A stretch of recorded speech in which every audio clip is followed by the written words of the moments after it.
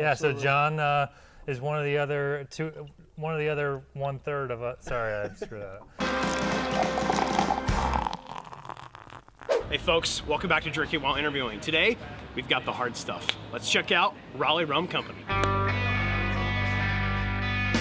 Founded in 2014, Raleigh Rum Company is the product of 3 lifelong friends wanting more variety out of the local craft beverage culture. Craft beer is huge in North Carolina, but when these guys looked at the shelves of liquor stores, they noticed something was missing. So, they distilled a plan. I met up with Matt, John, and Chris at their distillery to check out their operation and hopefully try some rum. These guys were awesome. They gave a tour to me and the crew, and afterward, I sat down with Matt Grossman and really tried hard not to tell any bad pirate jokes. Kind of like drew this up on the back of a napkin in a bar in 5 minutes. The state of craft distilling in North Carolina is still growing for sure, and actually more small distilleries are popping up, all the time in North Carolina. So hopefully that's going to help bring the whole scene up. Whiskey can come from wheat and corn, vodka comes from potatoes, grain, stuff like that. Rum is from sugar. Now, do you guys get like the actual sugar cane, or do you guys get like some other form of that to start your distilling process? Yeah, so we actually get molasses shipped to us, both molasses and sugar. We get a big tote of molasses shipped down to us, or actually up from Louisiana. Mm-hmm. And so our process actually, it starts out, start out making the rum just like making beer. So yeast eats through sugar to make alcohol. So whether that's, so as you were talking about, whiskey can be made from wheats and everything. So you're rendering out the sugars from that to then have the yeast eat through it. Well, we're just starting out with molasses, which has available sugars in it. And so we have a rum-specific yeast that we use that's really kind of designed to break down the types of sugars that are in the molasses and the sugar. So basically we make a fermentation out of molasses and brown sugar, heat up the water, mix it with water, and then we have the yeast that eats through the sugars. And so that'll ferment to about a 14 or 15% alcohol molasses wine, which you could drink. It's not a great drinker on its own, but that's the basis of rum.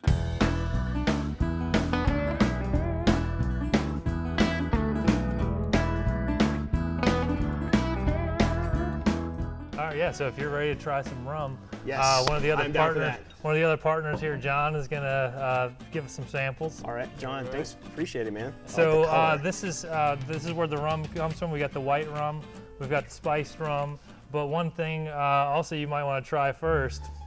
This is the molasses wine that we actually that the rum comes from. Okay. So you can actually, it's drinkable for sure.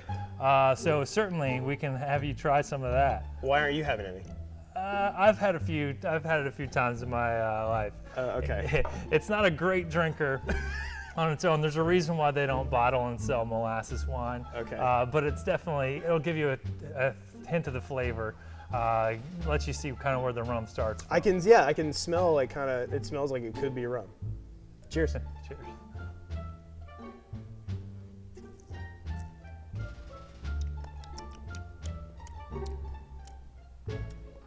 That's weird. Yeah. That is, I wouldn't have a full glass of this, but it's not bad. It's just like you can tell this is not done yet. Yeah. Yeah. Right. I mean, you're drinking. You don't drink a big glass of molasses and water down molasses in your normal day. No. Even fermented, it's still.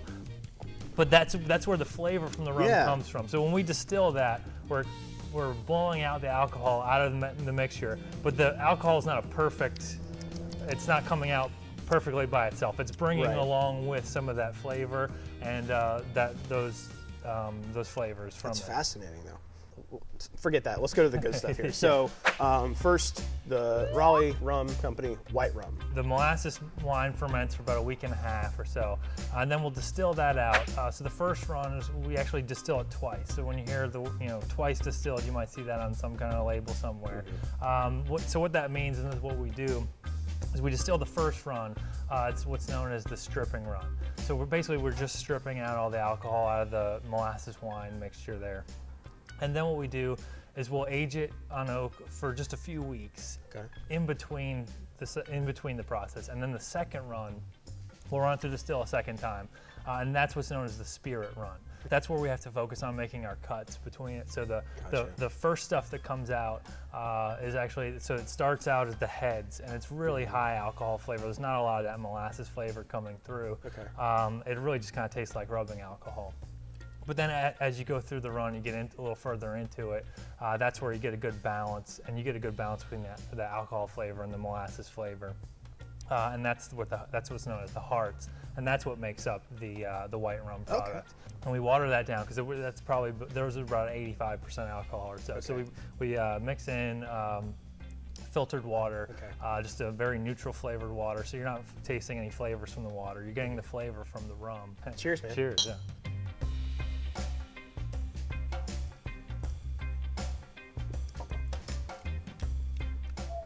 I like that. That's nice.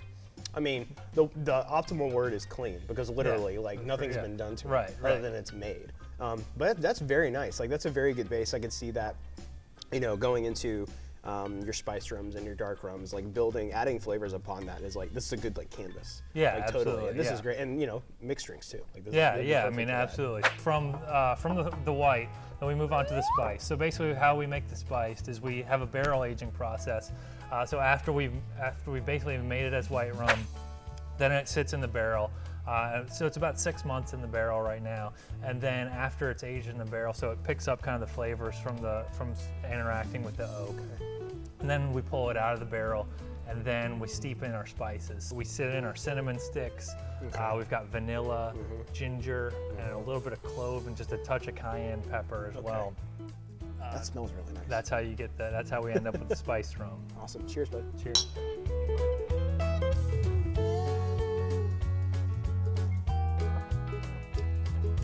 So what we try to do is a lot of spice rums. This is good. Oh yeah, thanks. Yeah, This is really good. I really get a lot of the vanilla. Yeah. Everything. Yeah, and all the other flavors are very well balanced. I like this a lot. Yeah, thanks. Yeah. So we tried not to. Cinnamon can overpower the flavor pretty quick. So we tried to be pretty delicate with the cinnamon, because otherwise, a lot of times that can end up completely dominating the flavor. Especially if you're mixing it with cayenne pepper. It's just You gotta watch touch out. of cayenne pepper at the end there. Yeah. We feel like we came with a really good balance of the flavors, and we're really happy with it. One last cheers. Matt, thank you so much for having us. Cheers. Appreciate you coming out. Yeah, of course. Thank you guys for watching Drinking While Interviewing. We'll see you next time. Really happy with it. Yeah, this is great. I love this. You do the lip smacking thing? I'm not a big lip smacker myself, but Supposedly, I guess that's what I need to supposedly work on. it spreads all the flavors throughout your mouth, so you can like properly detect all the flavors. It could be complete bullshit, but it could be true. It's hard to tell.